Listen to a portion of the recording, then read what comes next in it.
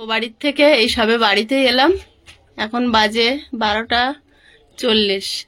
এবার রান্না বান্নার জোগাড় করবো। আজকে রবিবার, কিন্তু এভাবেই ভিডিও বানাতে হচ্ছে কারণ। নমস্কার, আমি সীমা ভিলেজ কুকিং এ আরো একটি নতুন পর্বে সবাইকে স্বাগত। এখন 12:40 বাজে। এ বাড়িতে এসছি, এবার রান্না বান্না করব। কিন্তু আয়ুষের বাবা সকাল থেকে বাড়িতে ছিল, কিন্তু এইমাত্র বেরিয়ে গেল। কারণ এখন আমাদের রান্না খাওয়ার তো কোনো ঠিক নেই, কাজকর্ম সবকিছুই আপনারা দেখছেন, কিছু বলার নেই। গ্রুপ আমি একটা স্বনির্ভর গ্রুপের সঙ্গে যুক্ত আছি, তো সেখান থেকে 30,000 টাকা নিয়েছিলাম লোন। সে টাকাটা কাজ করা হয়ে গেছে। আর এই মুহূর্তে যেটা আপনারা বুঝতে পারছেন সবাই, যে আমাদের ভীষণভাবে এখন টাকা পয়সার মানে সমস্যা স্বাভাবিক। সবাই, আমি বলে না যেই ঘর বাড়ি করবে এই সময়টা সমস্যা হবে। তো একটা লোনের জন্য অনেকদিন ধরেই আয়ুষের বাবা ছোটাছুটি করছে, তো যদি হয় সেই কারণেই গেছে। হলে শোধ করতে হবে আস্তে আস্তে, কিন্তু এই মুহূর্তে কাজটা হয়ে যাবে, কারণ খুব চাপের মধ্যে আছি। তো প্লিজ পুরো পর্বটা দেখতে থাকুন, আশা করি ভালো লাগবে। আর গতকালকে একটা কক মুরগি রাত্রিবেলায় এনেছিল, মানে ওনারা পিস করে দেয়নি। এখন আমি একটু পিস করে নিয়ে আর রান্না করব। তো সে থাকুন, পাশে থেকে সাপোর্ট দিচ্ছেন আপনারা, কারণ রান্না বান্না খাওয়া দাওয়া সব কিছু এলোমেলো, তার মধ্যেও আপনাদের ভালোবাসা পাচ্ছি। তো এইভাবে আছি, প্লিজ সাথে থাকুন, আশা করি আপনাদের ভালো লাগবে। ভালো লাগলে লাইক কমেন্ট শেয়ার করে দেবেন। আর প্রচণ্ড গরম, আর কথা বলছি কিন্তু একটু দম হচ্ছে। ওখান থেকে এসছি, এসে মাত্র বাড়ি তো একদম জঙ্গল হয়েছিল, যা হোক পরিষ্কার করে নিলাম, বিছানা গোছানো, বাসন মাজা সব করে নিয়েছি। এখন মাংসটা পিস করে নিয়ে রান্না বসিয়ে দেবো। আর আয়ুষ আছে, মাঝে মাঝে একটু ধরবে। রান্নাটাও এসে এই সবে গুছালাম। আগামীকাল থেকে আয়ুষের স্কুল, কদিন স্কুলে ঠিক করে পাঠানো হয়নি, পড়াশুনোও ঠিক করে হয়নি। তো এখন আগামীকাল থেকে স্কুল টিউশনি সব শুরু করা হবে। আর বন্ধ হবে না তো? ঠিক আছে, এবারে আমরা রান্না বান্নার দিকে একটু এগোই।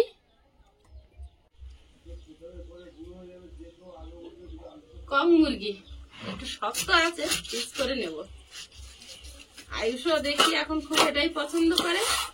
বাপিও একদিন কক মুরগি খেয়ে টেস্ট বুঝে গেছে। হ্যাঁ, এখন সবাই খাচ্ছে। আর আয়ুষের বাবা যেটা পছন্দ করে সেটা তো আমি আর অপছন্দ করে যাই কোথায়।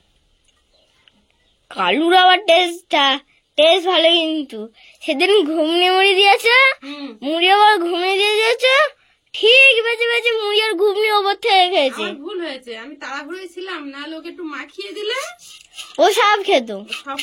লাস্টে অল্প একটু নষ্ট করেছে। হ্যাঁ, নিজের যেটুকু সাদা অংশ ছিল ওইটুকু আর খাইনি। হ্যাঁ, সাদাটুকু বাদ দিয়েছে। হ্যাঁ, তরকারি দেয়নি, খাবো কেন। তরকারির সঙ্গে যেগুলো উঠেছে সেগুলো খেয়ে নিয়েছে। হ্যাঁ, আর যেগুলো বেশি ছিল ওইগুলো খাইনি। বোঝো কালুর কত বুদ্ধি।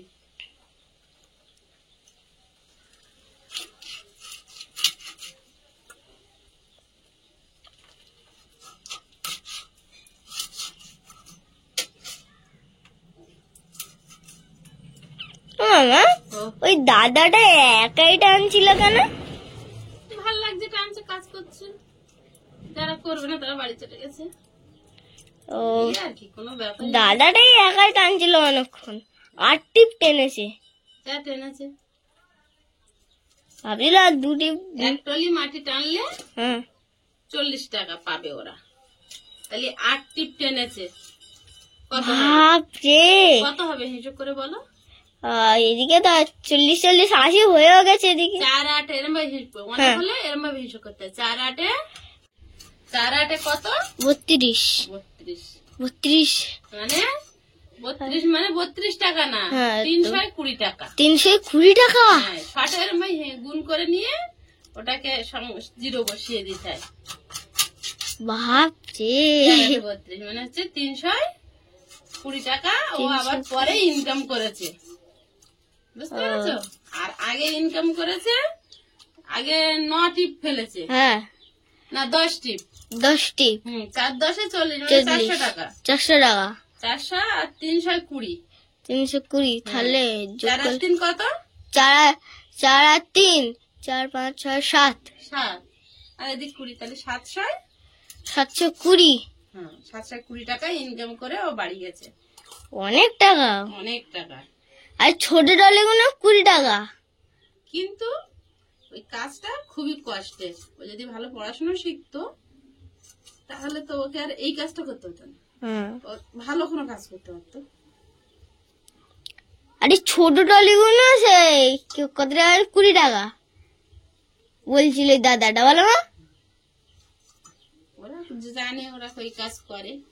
এটা ছোট আর এটা তো বড়, কম মাটি আছে হুম আর এটা বেশি। বেশি ওটাই।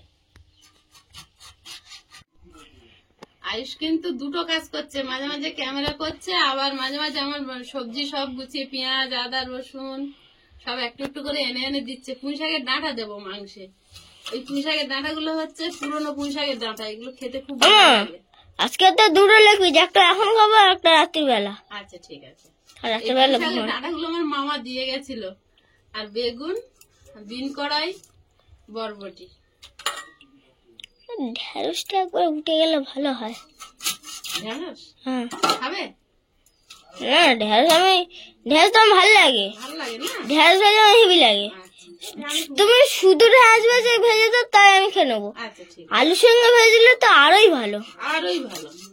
ঠিক আছে তাই হবে। পুঁই শাকের ডাঁটা গুলো কেটে নেবো আগে। সেদিনে 2-4টে দিয়েছি, পুঁই শাকের ডাঁটা নিয়ে টানাটানি পড়ে গেছে। পুঁই শাকের ডাঁটাটা খুব ভালো লাগে মাংসে দিলে। ওই জন্য আমি আজকে বেশি করে এনেছি। বেশি করে এনেছো না? হ্যাঁ খুব ভালো করেছো। আর প্রেসারে তো পুরোনো পুঁই শাক ভালো সেদ্ধ হয়ে যায়। কক মুরগি যেহেতু প্রেসারে ছাড়া রান্না হবেই না। পিসাই দিয়ে যেন টেস্ট বেড়ে যায়। বেড়ে যায় না? হ্যাঁ হ্যাঁ আয়ুষ ঠিক বুঝতে পেরেছে।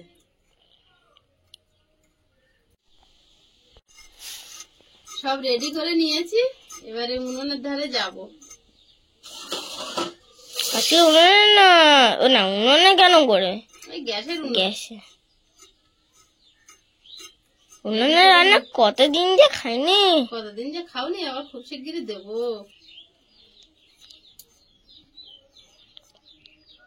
অনেক এখানে আছে আমাদের আলু, আর এটা পুঁই শাকের ডাঁটা, লঙ্কা আর রসুন, আদা, পেঁয়াজ আর টমেটো।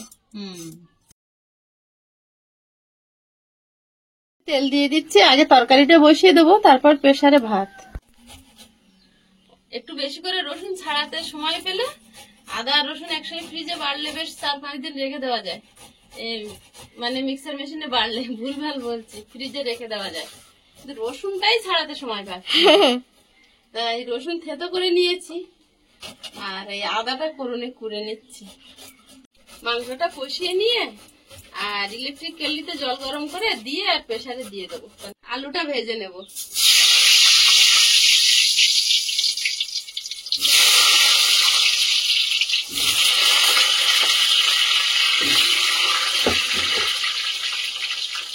আলুতে একটু লবণ দিয়ে দেবো। আমার লবণ। আমি একটা জিনিস ভালো করেছি। আমি নিচে দাঁড়িয়ে করতাম, তো আমি এরকম ভাই ঝুঁকে যেতে হতো, ঠিক আছে? তা আমি আবার তুলে পর দাঁড়িয়ে উঠেছি। কাশ্মীরি লঙ্কার গুঁড়ো, যার জন্য বাবির সাইজের হয়ে গেছি। হ্যাঁ, আর ঝুঁকতে হচ্ছে না। হলুদ গুঁড়ো,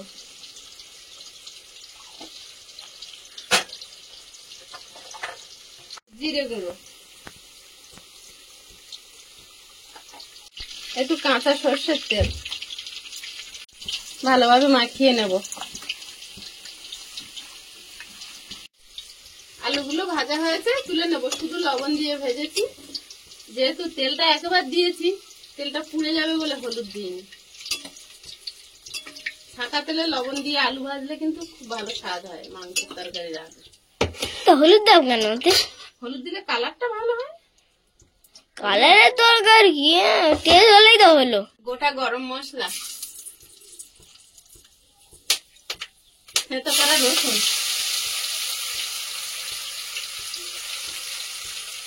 মাংসের পকোড়ার মতন একটা গন্ধ আসছে। তোমার এখন পকোড়া খাওয়া যাবে না বাবা। আদা কুড়ানো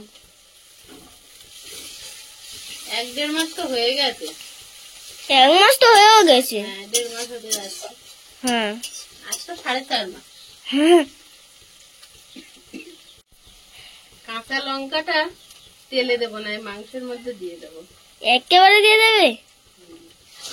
আমার 1.5 মাস হয়েও গেছে। হয়েও গেছে তো। ওয়াও, তুমি আর আমি একটা কবিতা বলেছিলাম না খরবার বসে। হ্যাঁ 6 মাস ভাতের গন্ধ, 6 মাস বন্ধ। বাঁচিস কিসে? বাঁচিস কিসনে দাঁড়া কি ছিল? সন্ত্রাসে। সন্ত্রাসে। অনেকদিন আগে যে কবিতাটা পড়া হয় না।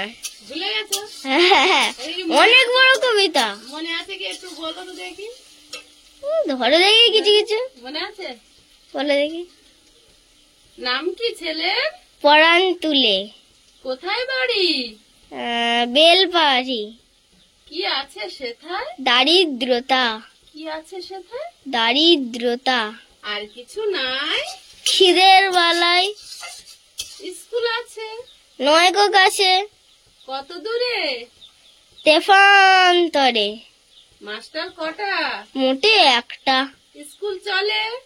গোলেমালে। মনে পড়েছে? পূজা পার্বণ? শুধু শালপন। পুলিশ আসে? মাসে মাসে। এসে কি করে? মারে ধরে।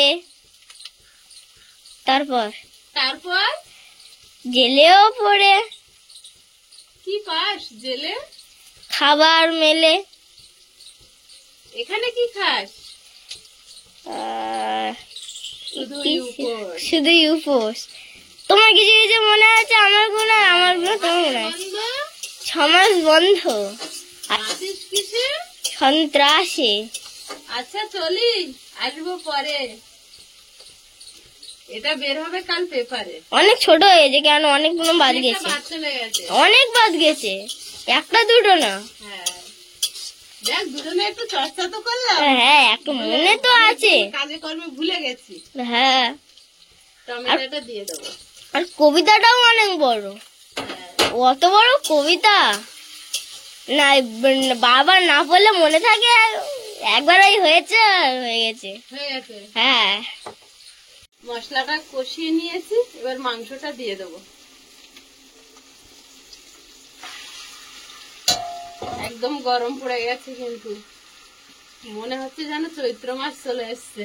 দুপুর বেলা, আবার রাতে একটু হালকা ঠান্ডা থাকছে। আর এবারে হালকা খাওয়া শুরু করতে হবে, আজ কিছু খাওয়া যাবে না। আর মাংসের সঙ্গে পুঁই শাকের ডাঁটাটা দিয়ে কষিয়ে নেব।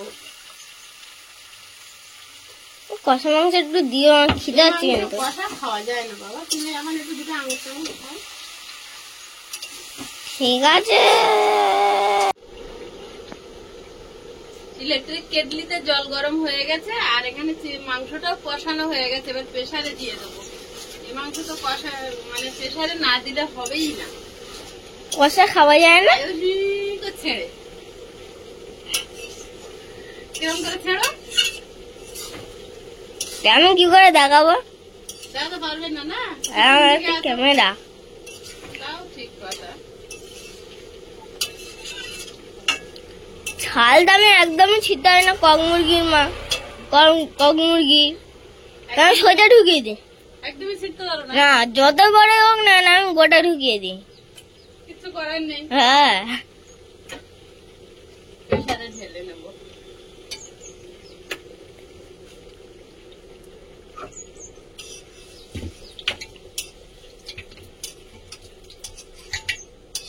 এগাতে ধরলে কি বা? আস্তে আস্তে অভ্যাস হয়ে গেছে। ও,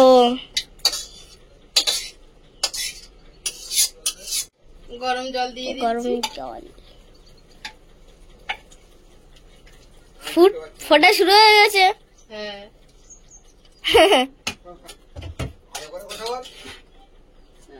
আলুটা দিয়ে দেবো।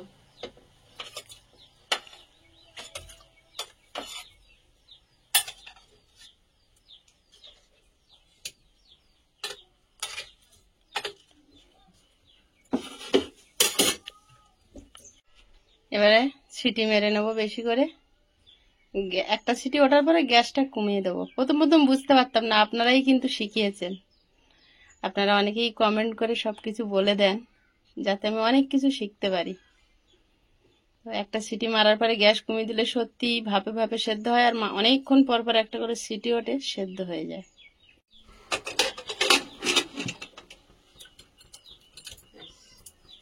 এধারে প্রেসারে চাল ধুয়ে নিয়েছি, যেটুকু গরম জল আছে দিয়ে দিই, তারপর ঠান্ডা জল দেব।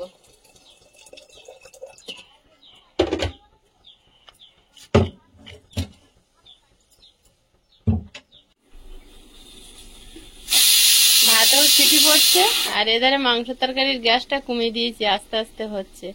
দুটো সিটি পড়েছে সবে।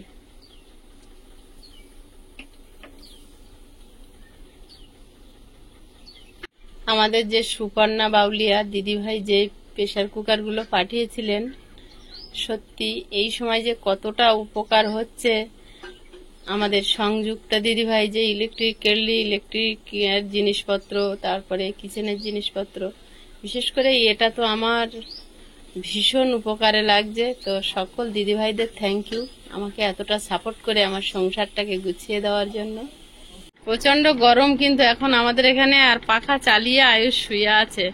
পাখাটা খুব বিপজ্জনক ভাবে লাগানো ঘরে, একটু মানে হাত উঁচু করলে বা কিছু হলে, তো ওই জন্য ভয় হয়। আয়ুষকে আমি একা পাখা চালিয়ে ঘরে খুব একটা রাখি না। এখন রান্না করছি তাই ও আছে।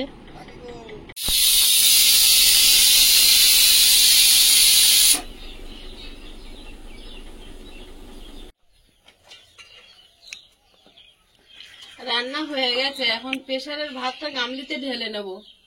আর মাটিওয়ালারা চলে গেছে খাতা, আমার কাছে ওই ঘরে চাবি দেওয়া আছে, তালা চাবি দেওয়া আছে। তো ভাত আর তরকারি নিয়ে ও বাড়ি চলে যাবো। ও বাড়ি গিয়ে আর ধীরে সুস্থে আয়ুষ খাবে, তার খাতাটা বের করে দেবো, তাহলে আর তাড়াহুড়ো হবে না, এই বাড়ি আর খাওয়ার সময় হবে না। ঠিক আছে আয়ুষ, খেয়ে ওখানে শুয়ে পড়বো।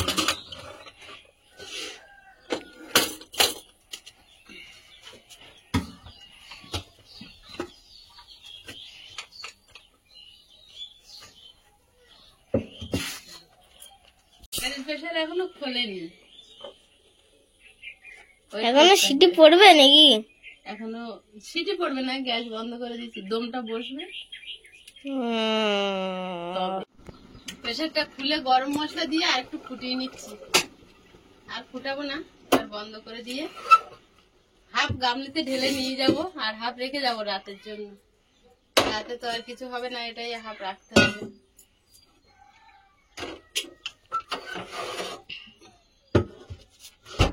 তাই তো আয়ুষ?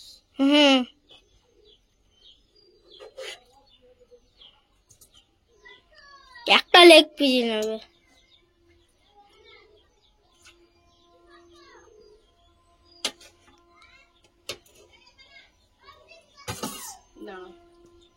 তরকারিটা এরকম একটু ঝোল রেখেছি, দুবেলা খেতে হবে।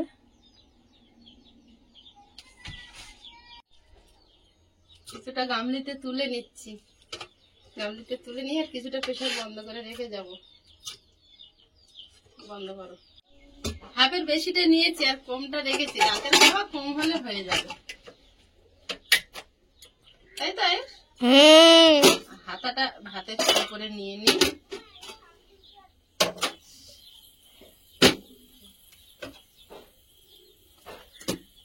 তুমি ওর উপর দিয়েছো, আবার ওরকম হচ্ছে কেন? ওই যে যেটুকু গরম ছিল দম না করেও খাওয়ার সময় পেলাম না, এখন চলে যাই। মাটিওয়ালারা এসে বসে থাকবে। 3টে বেজেও গেছে। 3টে বেজেও দাদাটা তো আগে গেছে। হ্যাঁ, ও আগে, তখন আমার ভাত ফুটে উঠে। হ্যাঁ, রান্নাঘরে শুয়ে থাকি। ভাত কি তোমার এখনো মাংসই হয়নি, ভাত তো দূরের কথা।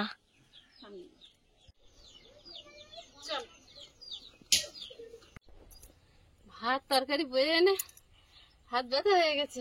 তারা কাজ চেঞ্জ করে দিন, তারতে তো ব্যাগ ছিল না।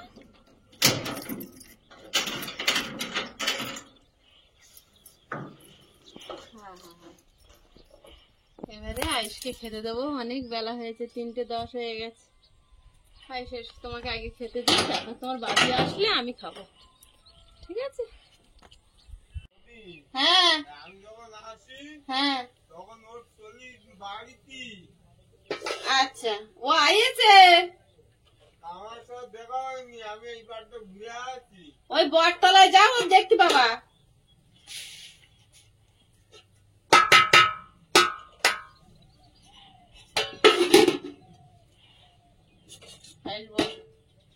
আয়ুষ খেতে বসেছে আর আয়ুষের বাবা আসছে, ফোন করেছে, আসলে আয়ুষের বাবা আর আমি খাবো। হয়েছে, খেয়ে নাও। আমাদের এখন এইভাবেই দিন পার করতে হচ্ছে, কিছু করার নেই। আস্তে আস্তে খাও। আয়ুষের বাবা আসছে আর ওদিকে ট্রলিওয়ালারা এসছে, এখনো ওরা যায়নি।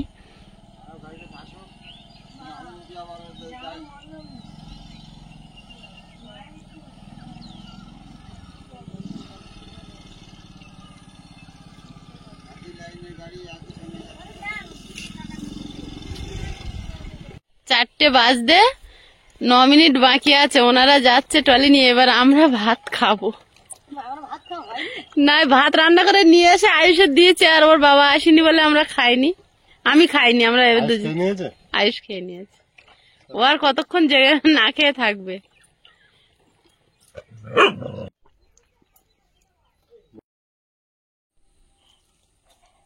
চারটে বাজে, আমরা খেতে বসেছি। আয়ুষের বাবা এখনো ভাত খাওয়া শুরু করেনি, আমার খাওয়া হয়ে গেছে, এত জোর খিদে পেয়েছে। অনেকটা গাড়ি চালিয়ে এসেছে তো, শরীরটা যেন ফ্রি হয়নি এখন, ওই জন্য খেতে ইচ্ছা হচ্ছে না। হাওয়া বাতাস ধুলো কন্টিনিউ চালিয়েছে। আয়ুষ খেয়েছো? হ্যাঁ, আমার খাওয়া হয়ে গেছে। বাবা অনেকদিনের পর আবার বসেছি, আয়ুষ ক্যামেরা পাচ্ছে। তা কেমন হয়েছে তোমার তরকারিটা? হেভি। পেট ভর্তি করে খেয়েছো? হ্যাঁ। হেভি হয়েছে? কে রান্না করেছ, তুমি না তোমার মা? মা। 10 মিনিটে খাবার শেষ আমার।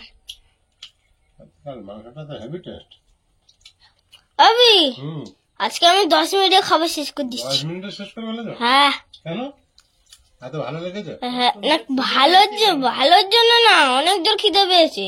ওরে বাবা, তা ও যখন খাচ্ছে তখন তো প্রায় 3:20 কাজ করতে করতে অনেক বেলা, তারপর খেতে আর সময় হয়েছে, রান্না করতে দেরি হয়েছে না? রান্না এখান থেকে রান্না করে এসে তারপর খেয়েছি। তাই? আরো তো শেষ হতো, ভাত গরম ছিল বলে। আর সকালে ভাত খাওয়া হয়নি? না। আমরা খেয়ে দেবো তো। সকালে মুড়ি আর 3টের সময় ভাত। আবি, হ্যাঁ, আমাদের একবেলা চাল বেঁচে আছে। চাল বেজে যাচ্ছে, হ্যাঁ। চোখ এক হাত করে ঢুকে যাচ্ছে। চোখ মুখ কালো হয়ে যাচ্ছে, জিহাটা দেখতে পাচ্ছ? চাল বাঁচানোর উপায়। চাল বাঁচানোর উপায় ঘরে শুরু করতাম সবাই। চাল বেঁচে যাবে। তিনবারে খাবার 2বারে শেষ। আমার পড়েনি, পড়িনি। সজনে ডাঁটার মতো হয়েছে। সজনের ডাঁটা খা।